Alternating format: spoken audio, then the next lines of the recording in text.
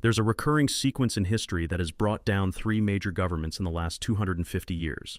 And right now, in 2025, the United States is moving through that same sequence step by step, grievance by grievance, as if the events ahead are already scripted in violence and disorder. In 1789, France stood as the dominant power in Europe, wealthy, refined, influential, and within 5 years its government collapsed. The king was executed, and the nation fell into the terror that saw 40,000 people killed for political crimes. In 1917, Russia was a sprawling empire. The Tsar ruled 180 million people. The army had just endured World War I, and in 8 months the entire regime fell apart. The Tsar was executed. The Bolsheviks seized control, and 20 million would die in the Civil War and purges that followed. In 1959, Cuba was a thriving Caribbean state. Tourists, casinos, a growing economy. And in just 2 years, Fidel Castro toppled the government, nationalized the country, and built a communist dictatorship that endured for 6 decades. 3 times, 3 revolutions, 3 moments when stable governments collapsed into chaos. And each time, the ruling class never saw it coming. They believed they were untouchable. They believed the masses would remain quiet.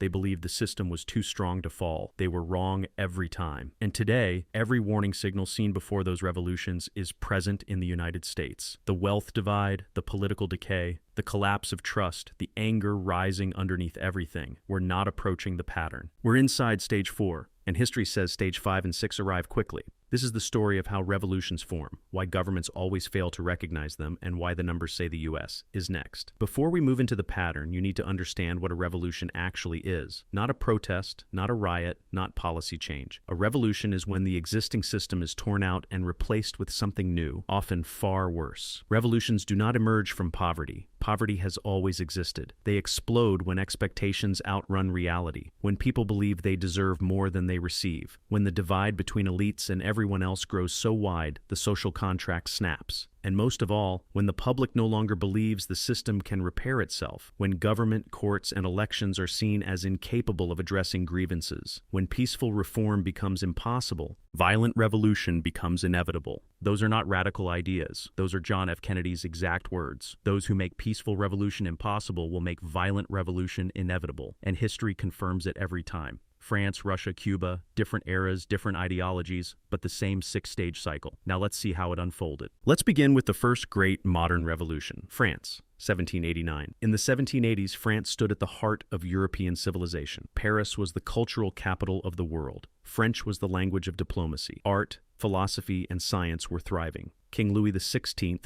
ruled from the throne. The monarchy had governed France for 8 centuries. It looked permanent, immovable. But beneath the surface, the decay was absolute. This is stage 1 of every revolution: extreme wealth inequality. In 1789, France's 27 million people were divided into 3 estates. The first estate, the clergy, held 10% of the land and paid no taxes. The second estate, the nobility, around 400,000 people, controlled 25% of the land and paid almost nothing. The third estate, everyone else, 26 million peasants, workers, and the middle class, owned 65% of the land and paid every tax. Think about that. 1.5% of the population paid nothing, while 98.5% carried the entire load. And it wasn't only taxes. The nobility enjoyed privileges. They could hunt on peasant land. They could demand unpaid labor. They lived in luxury while peasants starved. By 1788, a failed harvest sent bread prices soaring. Bread made up 88% of a peasant's expenses. When prices doubled, families simply couldn't eat. Meanwhile, the nobility still held lavish feasts, still lived in palaces, still celebrated at Versailles. The divide between the elite and everyone else wasn't merely economic. It was a total break from reality. This is stage 2, government corruption and incompetence. King Louis XVI wasn't malicious. He was weak and unable to decide. France was bankrupt from years of war, including the aid it gave America during the Revolutionary War. The state owed billions. And Louis's answer? Borrow even more, raise taxes on peasants, change nothing. The nobility refused to pay. The clergy refused. And when Louis attempted reforms, they blocked him. Those with power preferred watching the country collapse rather than surrendering their advantages. Sound familiar? By 1789, France was breaking. The government couldn't pay its debts. The people couldn't afford food. So Louis called the Estates General, a representative assembly that hadn't gathered in 175 years. He believed it would approve new taxes. Instead, it became the ignition point. This is stage 3, middle class crushed and radicalized. The third estate, peasants, lawyers, merchants, the educated middle class, demanded equal representation. They wanted 1 vote per person, not 1 vote per estate.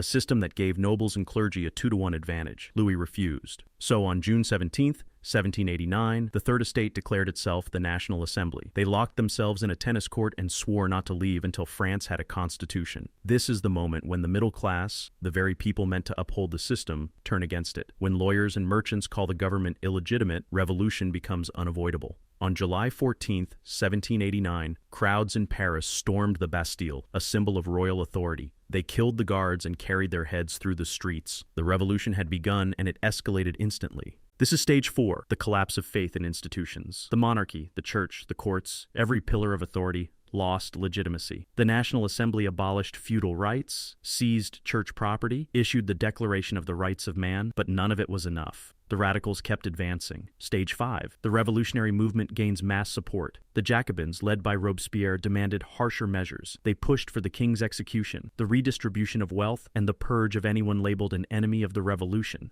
And they gained backing, because moderates had failed to fix anything. The economy remained broken, food remained scarce, and the crowds wanted vengeance.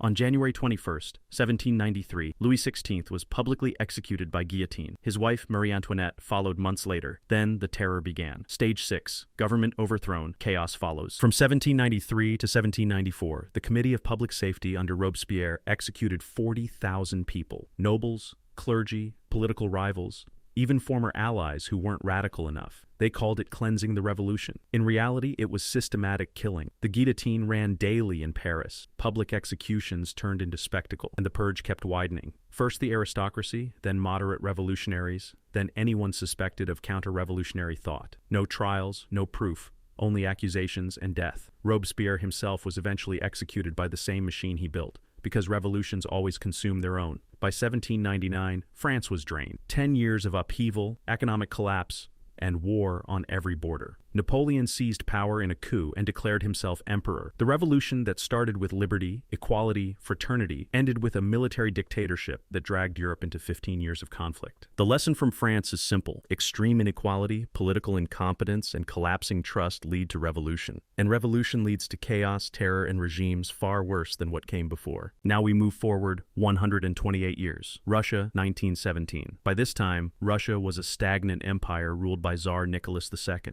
The Romanov dynasty had held power for 300 years. The country was enormous, 180 million people stretching from Europe to the Pacific. But behind that imperial image lay the same decay. Stage 1, extreme wealth inequality. The Tsar and the nobility owned virtually everything. Peasants, 80% of the population, owned nothing. They'd been freed from serfdom in 1861, but most still worked land controlled by nobles, paying rents they couldn't manage. In the cities, factory workers labored 12 to 14 hours a day for starvation wages. Child labor was routine. Safety rules barely existed. Meanwhile, the Tsar lived in palaces. The aristocracy hosted lavish balls costing more than a peasant might earn in a lifetime. The divide wasn't simply economic, it was feudal, archaic, and impossible to sustain. Stage 2, government corruption and incompetence. Tsar Nicholas II was a catastrophe as a ruler. Weak, uncertain, and completely disconnected from his people. He believed in divine right, that he ruled because God appointed him, and therefore saw no reason for reform. When workers peacefully marched to the Winter Palace in 1905 to request better conditions, his troops opened fire, killing hundreds. Bloody Sunday. Bloody Sunday shattered any belief that the Tsar cared about his people. Then came World War I. Russia entered in 1914.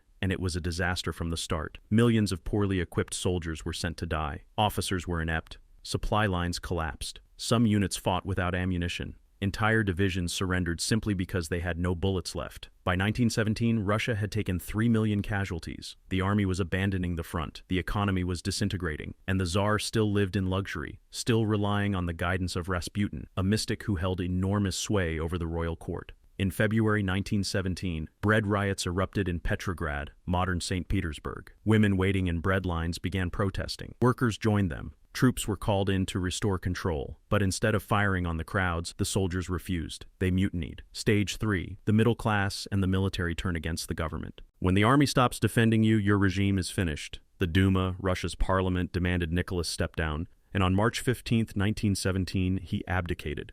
After 3 centuries, the Romanov dynasty ended not in battle, but in collapse. A provisional government took power under Alexander Kerensky. They promised reforms, elections, a constitution. But they made a fatal mistake. They kept Russia in World War I. Soldiers wanted peace, civilians wanted food, and the provisional government provided neither. Stage 4, loss of faith in institutions. The provisional government's credibility collapsed within months. It was viewed as weak, divided, and controlled by foreign interests. Into that vacuum stepped Vladimir Lenin and the Bolsheviks. Stage 5, the revolutionary movement gains mass support. Lenin offered 3 promises: peace, land, bread, end the war, distribute noble estates to peasants, feed the population. Clear, simple, powerful. And the Bolsheviks built a disciplined movement prepared to seize control. On October 25, 1917, they launched their coup. They stormed the Winter Palace, arrested the provisional ministers, and Lenin announced Soviet authority. The takeover lasted less than a day, with almost no bloodshed, but the aftermath was the opposite. Stage 6, government overthrown, chaos follows. The Russian Civil War raged from 1918 to 1922. The Reds, the Bolsheviks, fought the Whites, monarchists, liberals, foreign armies. It was total war, and the Bolsheviks prevailed through relentless terror. The Cheka, their secret police, executed anyone suspected of counter-revolutionary activity. Entire villages were destroyed. In July 1918, the Tsar and his entire family were murdered in a basement, shot and bayoneted, even the children. By 1922, the Bolsheviks had secured the country, but the cost was staggering. 10 million dead in the Civil War, millions more killed by famine. The economy was shattered. Lenin's promises unraveled. Peace meant surrender to Germany under humiliating conditions. Land meant collectivization and starvation. Bread meant rationed scarcity. The revolution that claimed to bring freedom delivered dictatorship. Stalin would rise in 1924 and eliminate 20 million more through purges and engineered famines. The lesson from Russia is brutal. When government incompetence collides with military collapse and an organized revolutionary movement, the entire system can fall in months, and what replaces it is almost always worse. Now we turn to the most recent case, Cuba, 1959. This example is different because Cuba wasn't a poor, undeveloped nation. In the 1950s, it was relatively prosperous. Cuba had one of the highest living standards in Latin America. Havana was known as the Monte Carlo of the Caribbean: tourism, casinos, and heavy American investment. But beneath the glamour, the same pattern existed. Stage 1, extreme wealth inequality. Wealth was concentrated in Havana and among elites tied to President Fulgencio Batista's regime. The rural poor, especially in eastern Cuba, lived in deep poverty. Sugar plantations dominated the economy. American companies owned much of the land. Profits flowed out of Cuba or into the hands of a small ruling class. Meanwhile, rural Cubans had no health care, no education, no upward mobility. The contrast between Havana's glittering nightlife and the countryside was enormous. Stage 2, government corruption and incompetence. Batista was a dictator who took power in a 1952 coup. He canceled elections, ruled by decree, and corruption permeated every level of government. Police could be bought. Courts were rigged. Political opponents were jailed or killed. American mobsters ran the casinos with Batista's approval, giving him a share of the profits. The government existed to enrich Batista and his circle, nothing more. When citizens protested, they faced violence, secret police, torture, and disappearances. This fueled anger, especially among young, educated Cubans who watched their country being stripped for profit. Stage 3, the middle class radicalized. Fidel Castro was a lawyer from a well-off family, educated, positioned to join the elite, but instead he saw the corruption and chose rebellion. In 1953, he led an attack on the Moncada barracks. It failed. He was captured. But at his trial, he delivered a speech that would inspire thousands. History will absolve me. He was released under amnesty in 1955 and fled to Mexico to regroup. In December 1956, Castro returned with 82 men aboard a small boat called the Grama. They landed in eastern Cuba. Batista's forces ambushed them. Only about 20 survived and escaped into the Sierra Maestra Mountains. Most movements would have died there. Castro didn't. This is where the pattern accelerates. Stage 4, loss of faith in institutions. Batista's brutality pushed the public against him. When the army burned villages suspected of aiding rebels, it created more recruits. When police tortured students, their classmates joined the revolution. Castro's ranks didn't grow because of ideology. They grew because Batista was despised. And the United States, once Batista's backer, began distancing itself. When your foreign patron steps away, your regime is finished. Stage 5, the revolutionary movement gains mass support. By 1958, Castro commanded thousands of fighters, underground resistance networks in every major city, and strong support from peasants who saw him as their protector. Batista's army was disintegrating. Soldiers deserted. Officers fled the country with stolen money. On January 1, 1959, Batista fled to the Dominican Republic with $300 million. On January 8, Castro entered Havana victorious. Stage 6, government overthrown, chaos follows. At first, Castro promised democracy, elections, and a free press. But within months, the facade vanished. Political opponents were arrested, tried, and executed. The press was muzzled. Cuba became a communist dictatorship. Castro nationalized everything: factories, farms, businesses. Anyone who resisted was imprisoned or killed. Hundreds were executed in the first year. Thousands fled. The middle class that had supported Castro out of hatred for Batista discovered too late that revolution doesn't bring freedom. It brings new rulers. Cuba remained a dictatorship for 60 years. Fidel ruled until 2008. His brother Raúl until 2018. The revolution that promised liberation delivered poverty and repression. The lesson from Cuba is clear. Even a relatively developed nation can fall into revolution when corruption and brutality rot the system from within. And once the revolutionaries seize power, they become the new oppressors. 3 revolutions, 3 nations, 3 centuries. France in 1789, Russia in 1917, Cuba in 1959. Different circumstances, different ideologies, but the exact same 6-stage pattern. Let's break it down, because once you see it, you'll understand why what's happening in the United States today should alarm you. Stage 1, extreme wealth inequality. In every case, wealth concentrated in a tiny elite while the majority struggled. France. Nobles and clergy paid no taxes. Russia. The Tsar and aristocracy owned nearly everything. Cuba. Batista and his allies drained the country for their own gain. The numbers varied, but the pattern didn't. When the top 1% controls 25 to 40% of all wealth, when the gap becomes visible and insulting, resentment builds. This alone doesn't ignite revolution. Inequality has always existed, but it forms the foundation. Check. Stage 2. Government corruption and incompetence. In all 3 examples, the state lost legitimacy. France, Louis XVI couldn't reform and kept borrowing. Russia, Nicholas II was inept and detached from reality. Cuba, Batista was openly corrupt. When government serves only the elite, when corruption is obvious, when incompetence produces crisis, people lose respect for authority. Check. Stage 3, the middle class destroyed and radicalized. This is the critical stage. Revolutions don't begin with the poorest. They start when the educated middle class gives up on the system. France. Lawyers and merchants formed the National Assembly. Russia. Students and intellectuals joined the Bolsheviks. Cuba. Castro was a lawyer, supported by educated urban groups. When the very people who should defend stability turn against it, revolution becomes probable. Check. Stage 4, loss of faith in institutions. When people no longer trust elections, courts, police, when the social contract breaks, they walk away from the system entirely. France. The Estates General transformed into a revolutionary body. Russia. Soldiers refused to protect the Tsar. Cuba. Everyone knew Batista rigged elections. Once institutions lose legitimacy, once the public believes reform is impossible, they seek solutions outside the system. This is the point of no return. Check. Stage 5, revolutionary movement gains mass support. This is when organized groups offer an alternative to the collapsing order. France, the Jacobins. Russia, the Bolsheviks. Cuba, Castro's 26th of July movement. They promise justice. They promise punishment for the corrupt. They promise a better future. And desperate populations support them, not because they admire the revolutionaries, but because they despise the current government more. Check. Stage 6, government overthrown, chaos follows. This is the breaking point. The old order collapses. France, the king executed, the terror begins. Russia, the Tsar killed, civil war takes millions. Cuba, Batista flees, Castro becomes dictator. And here's the pattern inside the pattern. The revolution never gives what it promises. It delivers blood, purges, and new tyranny. Because revolutions are led by extremists, and extremists do not build, they destroy. Moderates who wanted reform are imprisoned or executed. People who believed revolution would bring freedom discover too late that chaos is worse than corruption.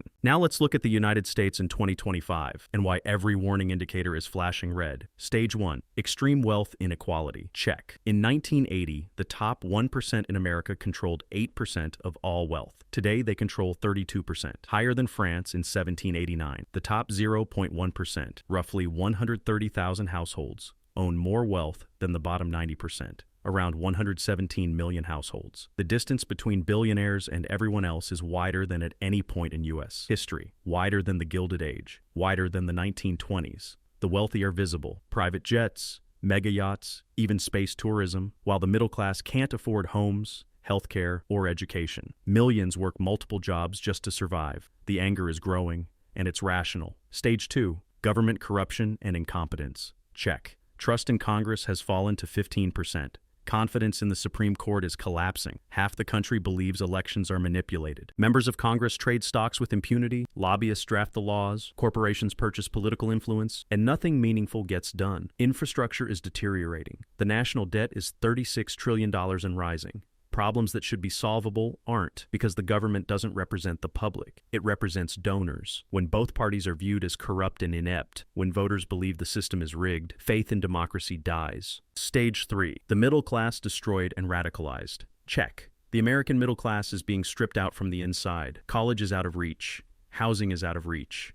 Medical bills are bankrupting families. Wage growth is flat while the price of assets explodes. And young people, educated young people, can't reach the lives their parents had. They're drowning in student debt, unable to buy homes, unable to start families, and they're frustrated when lawyers, teachers, engineers, the very people who should be advancing, begin falling behind. They radicalize. They start looking for someone to blame, and they find targets: the elites, the billionaires, the system itself. This is how revolutions begin. Not with the poorest, but with the educated who expected better. Stage 4. Loss of faith in institutions. Check. This is where the U.S. stands right now. Trust in the media is at historic lows. Trust in police has plummeted. Confidence in elections is fractured. Half the country thinks the 2020 election was stolen. The other half sees the January 6th riot as an attempted coup. Neither side trusts the other. Neither side believes the institutions are legitimate. Courts are viewed as partisan. The FBI is viewed as partisan. Every institution is filtered through political lenses. And when that happens, when shared institutions lose credibility, the country stops being united. It becomes two nations occupying the same land, waiting for a spark. France had the Estates General. Russia had Bloody Sunday. Cuba had Batista's brutality. America's spark could be anything: a disputed election, an economic crash,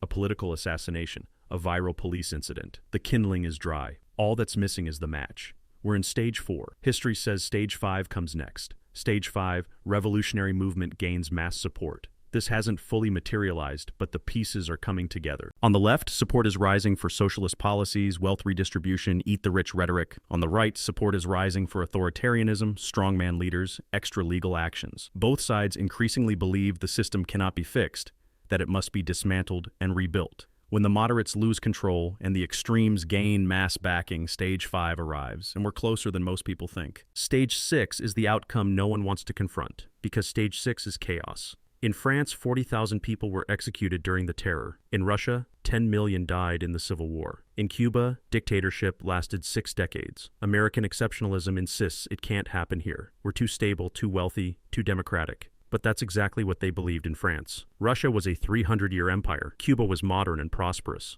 All three collapsed. The pattern doesn't care about exceptionalism. So what would stage 6 look like in the United States? No one knows precisely, but history offers clues. Political violence escalates, not riots, but organized attacks, assassinations, insurgency. The military and police fracture. Some units support the government, others back revolutionary groups. Supply chains fail. Food shortages. Fuel shortages. The economy implodes because trust disappears. States attempt to secede or refuse to recognize federal authority. Foreign rivals intervene. China, Russia, anyone who wants to see America destabilized. The chaos could last years. Millions could die. And what comes afterward won't resemble the America we know. It could turn authoritarian. It could split into separate regions. It could morph into something even worse. That's stage 6. And the pattern shows that once a nation reaches stage 4, stopping the descent becomes extremely difficult. 3 revolutions, 3 identical trajectories. France, Russia, Cuba. Every time the elites failed to recognize the danger. Every time they believed they were insulated. Every time they assumed the masses would never rise. And every time the inequality, the corruption, and the collapse of trust combined into an explosion that destroyed the old order. The United States is in stage 4.